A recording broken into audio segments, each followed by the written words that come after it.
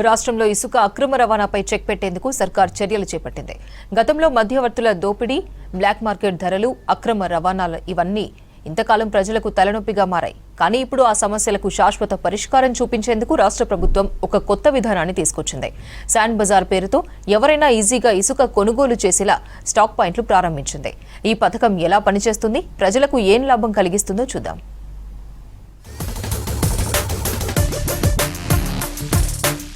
కరీంనగర్ జిల్లాలో ఓవైపు గోదావరి, మరోవైపు మానేరుతో పాటు చాలా వాగులు నాణ్యమైన ఇసుకను అందించే సహజ వనరులు. వీటితో ప్రభుత్వానికి ఏటా 100 కోట్ల ఆదాయం వస్తూ ఉండగా అంతే స్థాయిలో అక్రమార్కులు జేబులు నింపుకుంటున్నారు. ఇప్పటివరకు ఇసుక కావాలంటే మధ్యవర్తుల దగ్గరికే వెళ్లాల్సి వచ్చేది.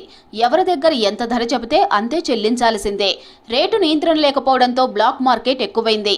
10,000 నుంచి 12,000 వరకు అమ్మాల్సిన లారీ ఇసుక 20 నుంచి 25,000కు దొరికేది. ఒకవైపు ప్రజల జేబులు ఖాళీ అవుతుంటే మరోవైపు మాఫియా జేబులు నిండిపోయేవి. దీన్ని అరికట్టేందుకు మైనింగ్ శాఖ మంత్రిగా వివేక్ వెంకటస్వామి బాధ్యతలు చేపట్టిన తరువాత సరికొత్త పాలసీని తెచ్చారు.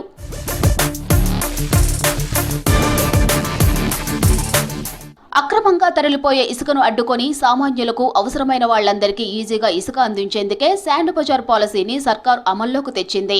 రాష్ట్రంలోని పట్టణాలు, మండల కేంద్రాల్లో ప్రత్యేకంగా శాండ్ బజారులు ఏర్పాటు చేస్తున్నారు. తెలంగాణ మినరల్ డెవలప్ కార్పొరేషన్తో ఏర్పాటైన ఈ స్టాక్ పాయింట్ల నుంచి ఎవరికైనా ఇసుక కావాలంటే నేరుగా ఈ బజారుకే వెళ్లాలి. ఉమ్మడి జిల్లాల్లో మొదట జగిత్యాలలో ఇటీవలే మంత్రి అడ్లూరు లక్ష్మణ్ కుమార్ శాండ్ బజార్ పేరుతో స్టాక్ పాయింట్ను ప్రారంభించారు. ఇసుక అనేది చాలా ఇబ్బందికరమైన వస్తువులు కూడా ప్రత్యేకమైనటువంటి అత్యవసరమైన వస్తువుగా ఏర్పడింది ఇసుక.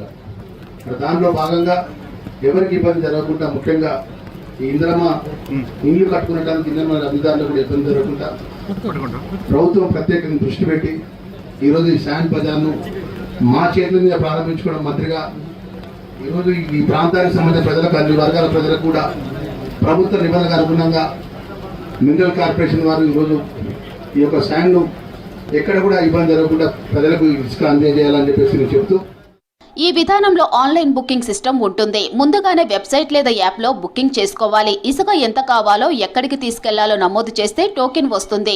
ఆ టోకెన్ చూపిస్తే బజార్లో నిర్ణయించిన ధరకే ఇసుక దొరుకుతుంది. రవాణా ఛార్జీలు కూడా బుకింగ్ టైంలోనే స్పష్టంగా తెలుస్తాయి. ఇలా చేయడంతో మధ్యవర్తుల జోక్యం పూర్తిగా తగ్గిపోతుంది. ఇసుక అక్రమ రవాణా అరికట్టడమే ఈ విధానం ప్రధాన లక్ష్యం. టోకెన్ విధానంతో ఒక లారీ ఎక్కడి నుంచి ఎక్కడికి వెళ్తుందో రికార్డు ఉంటుంది. పోలీస్ చెక్ పోస్టుల్లో ఆ టోకెన్, బుకింగ్ వివరాలు అడిగి చూసి వెరిఫై చేస్తారు. అక్రమంగా తీసుకెళ్తే ట్రక్కు మీద కేసు, డ్రైవర్ మీద జరిమానాలు తప్పవు. దీంతో ఇసుక మాఫియా చేసే అక్రమాలు గణనీయంగా తగ్గే అవకాశం ఉంది. ప్రభుత్వానికి కూడా నేరుగా ఆదాయం పెరుగుతుంది. నదీ తీరాల నుంచి అక్రమ తవ్వకాలు తగ్గిపోతే భూగర్భ జలాలు కాపాడుకోవచ్చు. పంట భూములు, చెరువులు దెబ్బతినకుండా ఉంటాయంటున్నారు స్థానికులు.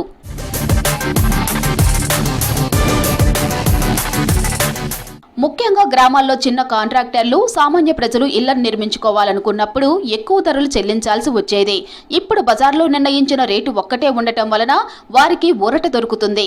ఇసుక పాలసీ సంస్కరణలో భాగంగా ఏడాదికి 1,200 కోట్ల రూపాయల ఆదాయంపై దృష్టి పెట్టింది సర్కారు. అలాగే ఈ నెల 31 నాటికి రాష్ట్రంలోని అన్ని ఇసుక రీచుల దగ్గర నిఘా వ్యవస్థను పటిష్టం చేయడానికి అధికారులు ఏర్పాట్లు చేస్తున్నారు. సీసీటీవీ, జీపీఎస్, వే బ్రిడ్జ్, బూమ్ బారియర్ వంటి వాటిని వినియోగిస్తున్నారు.